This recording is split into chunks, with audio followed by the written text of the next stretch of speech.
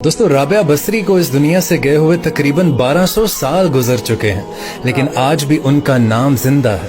और आपको बताऊं कि ना ही वो कोई शहजादी थी, ना ही वो कोई मलिका थी, और ना ही वो कोई इतनी खूबसूरत थी, और ना ही वो खानदानी थी, बल्कि औरत होने के लिहाज से हर ऐब उनमें मौजूद था। और उनकी खास बात ये थी कि जब भी आप इशा की नमाज पढ़ती, रोजाना इशा की नमाज के बाद आप गुस्ल किया करती। गुस्ल करने के बाद आप अच्छा लिबास पहनती, अपने शौहर के पास जाती और उनसे पूछती कि क्या आपको मेरी ज़रूरत है। अगर शौहर कहते कि नहीं है, तो फिर आप उनसे इजाज़त तलब करती कि क्या मुझे इजाज़त है। शौहर उनकी इजाज़त दे देते और फिर वो ऐसे मुसल्ले पर खड़ी हो जाती कि फजर भी उसी मुसल्ले पर होती। उनके खामद बीमार रहते थे और उनके खामद बीमारी की वजह से जल्दी वफात पा गए, तो आप जवानी में ही बेवा हो गए।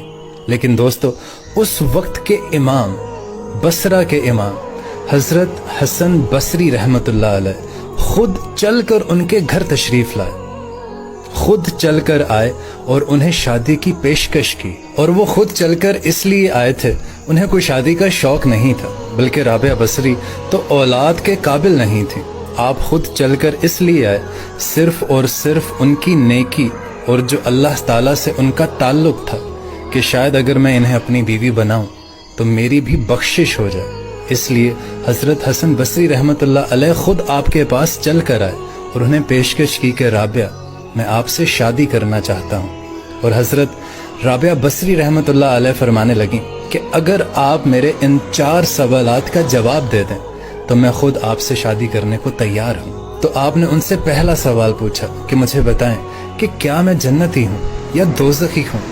तो हजरत हसन बसरी रहमतुल्लाह अलैह फरमाने लगे कि इसके बारे में तो मैं कुछ नहीं बता सकता। फिर आपने उनसे दूसरा सवाल पूछा कि अच्छा ये बताओ कि जब क़यामत में अल्लाह ताला अमाल नामे हवा में उड़ाएगा, किसी के सीधे हाथ में आएगा और किसी के उल्टे हाथ में आएगा, मुझे ये बताएं कि मेरा अमाल नामा मेरे सीधे हाथ में आएगा या उल्टे हाथ में आएगा।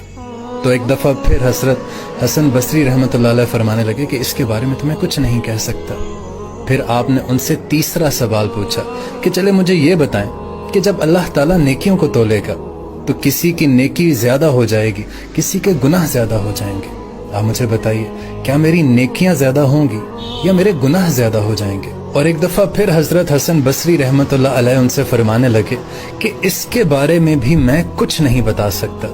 फिर आपने उनसे आखिरी सवाल पूछा कि जब लोग पुल सिरात से गुजर रहे होंगे, कुछ लोग उसमें गिर जाएंगे, जहन्नम में गिर जाएंगे, कुछ लोग उसे क्रॉस कर लेंगे, क्या मुझे बता सकते हैं क्या मैं पुल सिरात पार कर लूंगी या मैं जहन्नम में गिर जाऊंगी। तो हजरत हसन बसरी रहमतुल्लाह अलैह फिर फरमाने लगे कि इसके बारे में मैं कुछ नहीं बता सकता। तो फिर आप फरमाने लगी कि माजरत, आप यहाँ से जा सकते हैं, मुझे इन 4 सवालों की तैयारी करनी है। मेरे पास वक्त बहुत कम है और मेरे पास शादी का वक्त नहीं है, मुझे इन 4 सवालों की